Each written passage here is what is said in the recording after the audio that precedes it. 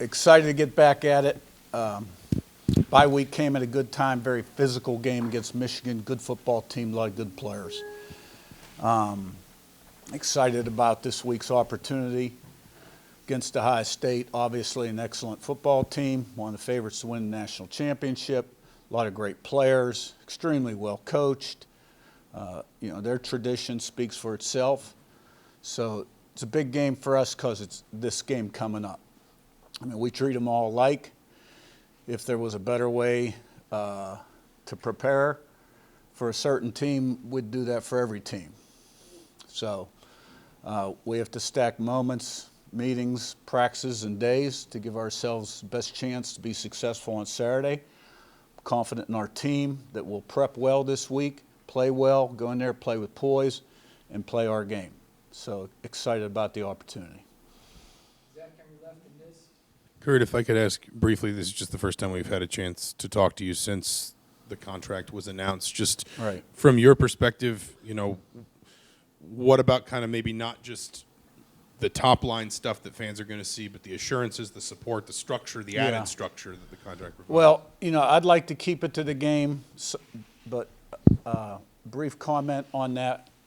The university's made a very significant financial commitment to football in a lot of areas, and I'm appreciative of the opportunity and to lead the program and continue to develop the program moving forward. I'm excited about our future. We've done a lot of good things. We've got a lot of people behind us, and this is where I wanted to be. I played the what-if game with my wife and my agent 4 weeks ago, and it all pointed to where I'm at right now. So I'm glad we have that behind us, and now we can focus on, what we should be focused on this time of year. With Ohio State, their offense, I mean, you've made a habit of studying offenses, Ryan Day, Chip Kelly. What are the kind of the expectations from that group, and what have you seen on film from them kind of this season? Yeah, very skilled at the skilled positions, and the offensive line's good. Obviously, everybody knows about the running backs, receivers, quarterback, tight ends. Chip Kelly has done a great job offensively everywhere he's been. They got, an excellent scheme. It puts defenses in conflict, and, they have it all. They really do. Coach, you guys have been really healthy all year. You lost Drew Evans before Michigan, put Tyler Stevens in, a guy you know. What do you think of his performance and just the offensive line in general? It seemed like the second half might have been the first time they really kind of struggled all year. What were your thoughts on how they played? Yeah. I thought Tyler did a good job. Proud of him going in and playing the way he did. Second half, we did not play well offensively. Aside from FIU, the last quarter and a half, that came, I give Michigan credit. They got a lot of good players on defense. They bowed up.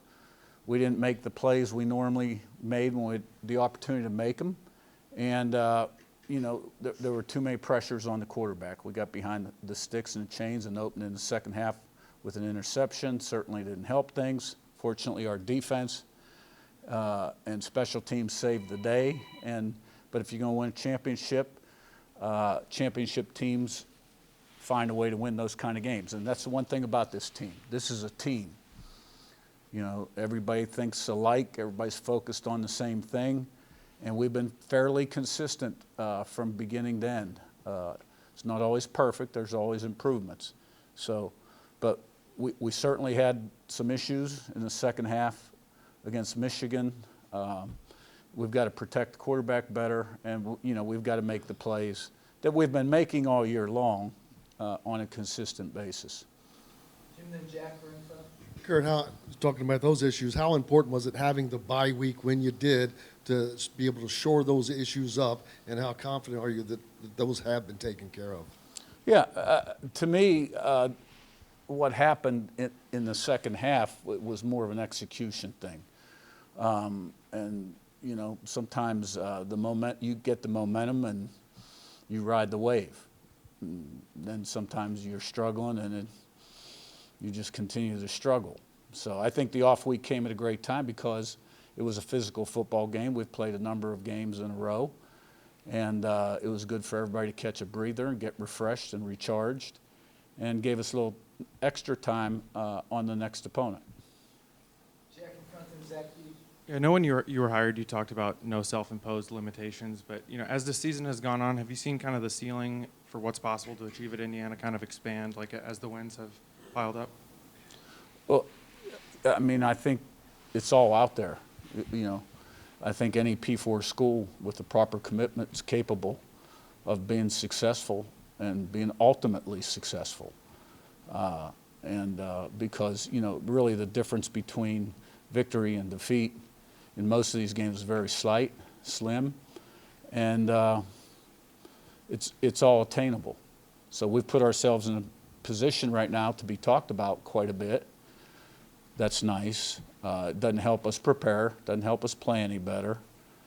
But, we've got some great opportunities ahead of us. And this is a team that's capable.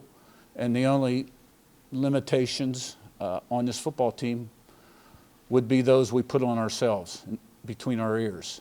But this is a group of guys that do not think that way. And we're going to go in to this next game confident, believing, and we're going to go out there and we're going to play well. Zach D on your right, and Daniel. Coach, over the course of your career, has there been anything that you've learned and can take into a big road environment like Saturday that you're going to pass along to your team? Well, I've been in a lot of those. I mean, I started this off at a young age. I was 23 full-time in Southwest Conference playing Texas A&M, out of conference LSU, been in those games. Last time I was in this particular stadium, I would have been NC State, triple overtime. We fell about 6 inches short at the goal line, and that was 2002, I think, 38-31, I believe. Had a good football team. They had a good football team. Phillip Rivers had a big day, and we came storming back and had an opportunity to win, but didn't get it done. We've had a number of nice road wins, obviously. I mean, look, we got a group of guys and coaches that have won 24 out of their last 25 games. So we don't have a confidence problem. I look at maybe one time at Elon, we had a really good football team. We're 4-1, had lost to an FBS team, went to JMU. They'd won about 25 in a row at home. Somehow we're 38-point underdogs. I have no idea how. And, we walked out of there with a win. So, it's a football game, one play at a time, got to execute. Whoever plays the best wins. Daniel in second. Yeah, on the notion that a team can almost adopt its head coach's, like the personality, I guess. Have you seen that happen here, do you feel like?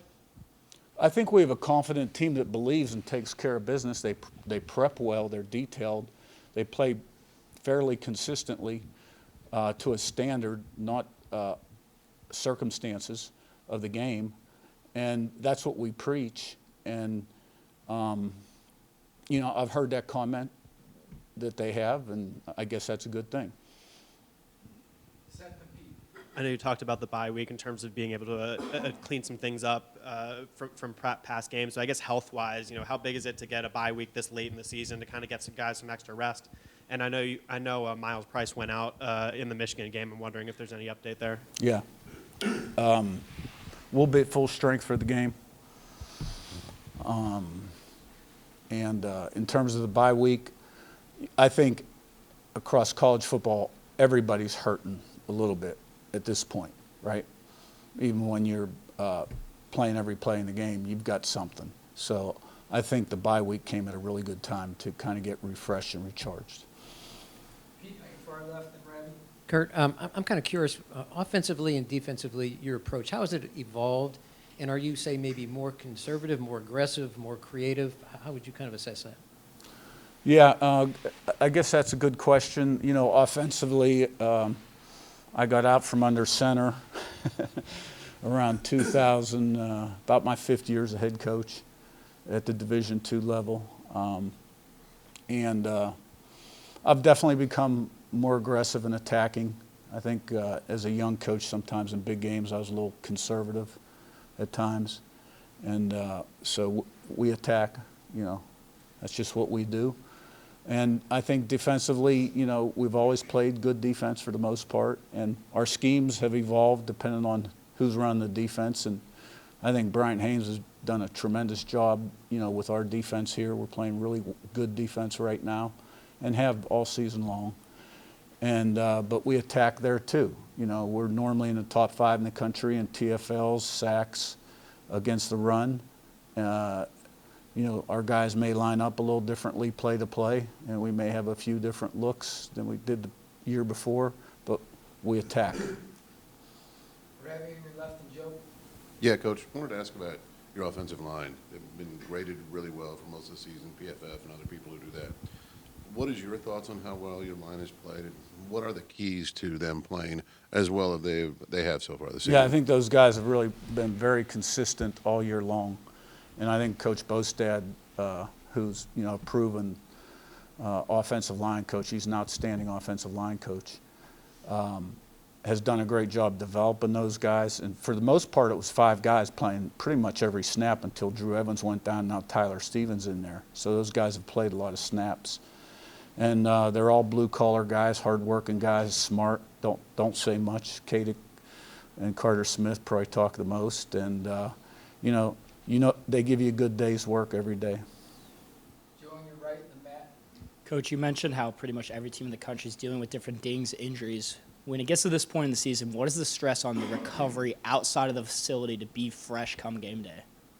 Well, it's important that you get your rest, you eat right, and especially in an off week, you got a chance to catch up a little bit. So it's critically important because it all works together, what you do inside the building and outside the building.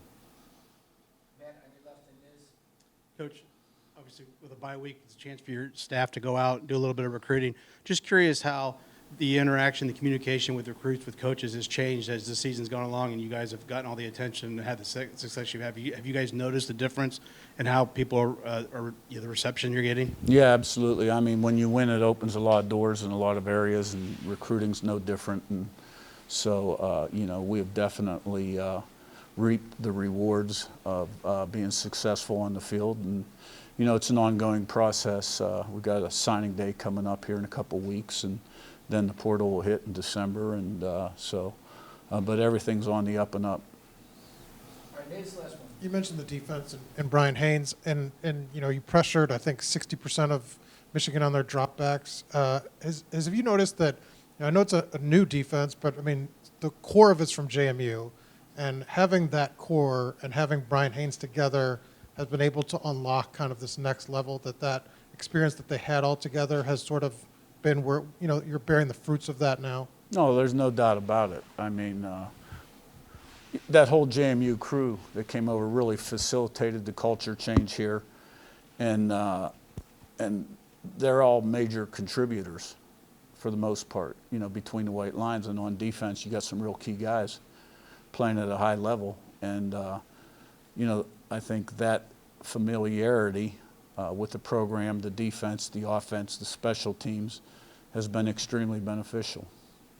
All right, thanks, Coach. Thank you.